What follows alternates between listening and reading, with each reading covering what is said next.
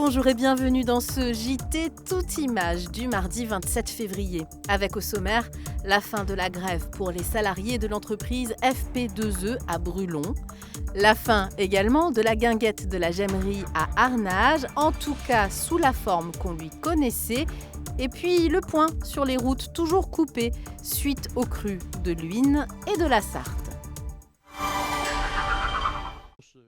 Avant toute chose, la disparition de Patrick Leget, le préparateur sartois surnommé le sorcier de Télocher. Il est décédé ce lundi en fin de journée. Patrick Leget était le fondateur de l'équipe Leget Sport et avait décroché une 13e place aux 24 heures du Mans 1994 avec une Alpine A610. Depuis l'annonce de son décès, les messages de passionnés de la marque Alpine se multiplient sur les réseaux sociaux. Patrick Leget était entré à l'hôpital du Mans le samedi 17 février des suites d'une insuffisance cardiaque et respiratoire.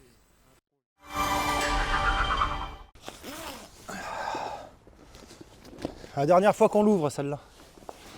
Pierre Boussard a créé la guinguette de la Gemmerie à Arnage en 2018. Mais aujourd'hui, il démonte définitivement sa structure, non sans amertume. Ça faisait une trentaine d'années qu'il n'y avait rien du tout sur le lac, à part une petite cabane à glace. Et on a créé quelque chose ici qui était vraiment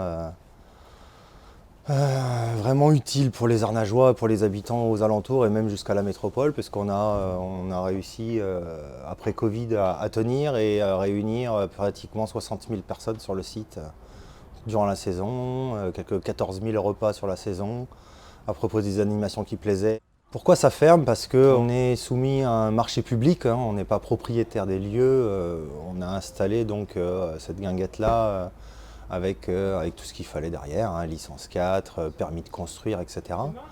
Mais on est sous le coup d'un marché public qui durait donc 6 ans et qui arrive à terme là le 21 mars. Et ce marché, Pierre ne l'a pas remporté. C'est un autre exploitant privé, mieux disant sur le plan financier, qui va ouvrir une nouvelle guinguette dès la belle saison. L'élu de la métropole en charge du tourisme s'en explique.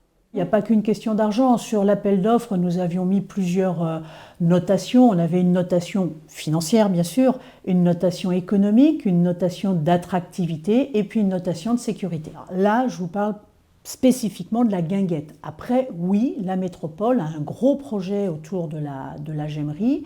C'est un lieu où nous avons remarqué qu'un bon nombre de nos concitoyens, et essentiellement ceux qui ne peuvent pas partir en vacances, viennent l'été.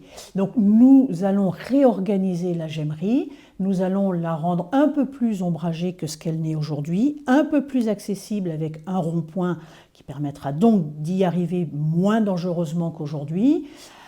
Des parkings avec des ombrières. Nous allons mettre par terre les bâtiments qui sont aujourd'hui autour de la Gemmerie parce qu'ils sont obsolètes, ils sont énergivores.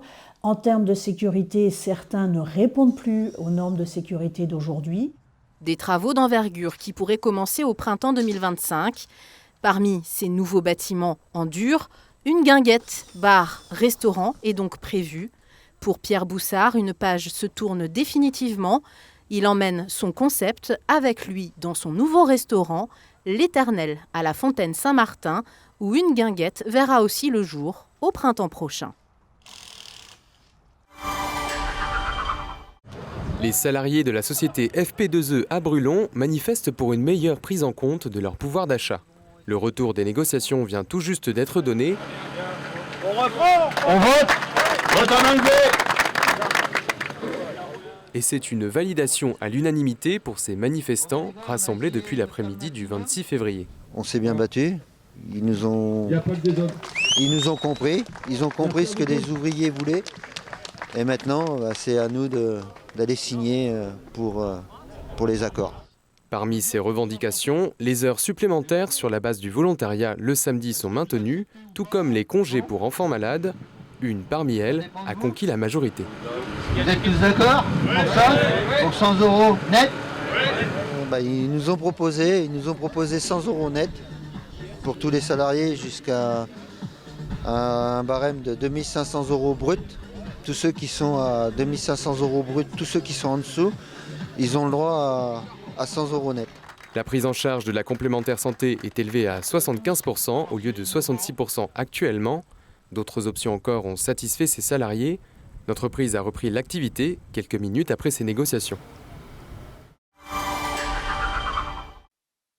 Avis aux automobilistes, plusieurs routes continuent d'être coupées en Sarthe suite aux crues survenues sur plusieurs cours d'eau. Sur la période hivernale, là, on n'avait pas eu autant de pluviométrie en fait depuis les années 86 sur certains secteurs. Pour autant, les crues qu'on a eues ne sont pas très, très importantes. Hein. On a des crues de l'ordre de la biennale à la quinquennale, donc des crues qui ont une chance sur 2 ou une chance sur 5 en fait, d'arriver chaque année. Par contre, on a eu plusieurs crues dans l'hiver. Je disais que les cours d'eau étaient sortis de leur lit plusieurs fois, 4 à 5 fois là, pour la Sarthe et le Mineux. Concrètement, la RD 38 est barrée au niveau de Mézières sur Ponthoin. À Vivoin, c'est la RD 55 qui est fermée à la circulation. Une déviation a été mise en place via la RD 26. La route départementale 115 est aussi coupée au niveau de Piacé, tout comme la route départementale 212 bis à hauteur de Moncé-en-Blain, avec une déviation par la RD 357 en direction d'Arnage. Le ton se durcit aux urgences du centre hospitalier du Mans. Les personnels seront en grève illimitée à compter de ce jeudi 29 février. Aides-soignants, infirmiers, cadres, médecins, c'est l'ensemble du service qui participe au mouvement. Les professionnels dénoncent un service saturé et débordé, la conséquence des fermetures régulières des urgences dans les hôpitaux périphériques et du manque de médecins dans la filière psychiatrique. Notez que pendant la grève, l'accueil aux urgences est assuré, mais le temps d'attente risque d'augmenter.